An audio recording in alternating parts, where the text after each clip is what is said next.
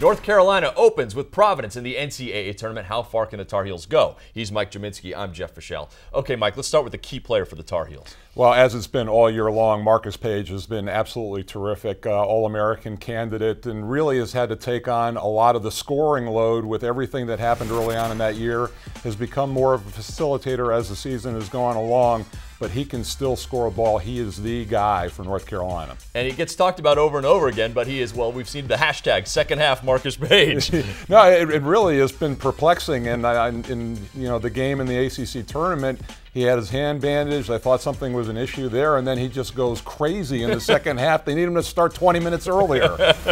All right, we know Marcus Paige can do everything, but what might be exposed on this team? What's the fatal flaw for this team? Well, I think, again, the lack of three-point shooting for North Carolina, and also free throw shooting has been an issue for this team. There have been games where they have been horrendous at the line, and we all know how important free throw shooting is, especially in endgame situations.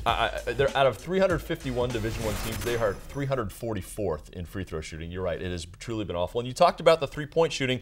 We really thought Leslie McDonald would help there, but he hasn't really stepped up the way I think people expected. Yeah, they've struggled, and of course, everybody knows they got out of the gate 1-4. They really hit their stride, won 12-13 in a row, but then have lost now their last two, and McDonald has not been a presence.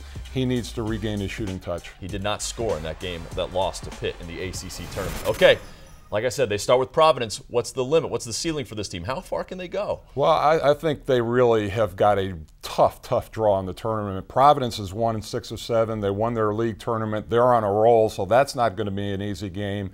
And then after that, Iowa State steps up, and a lot of people are picking them to make a deep run. So they've got a very tough weekend ahead of them. Yeah, you start with the Big East tourney champs and then the combo of Melvin Ejim and DeAndre Kane. That's no fun for sure. He's Mike Gminski. I'm Jeff Fischel. You're watching the ACC Digital Network, brought to you by Ruby Tuesday.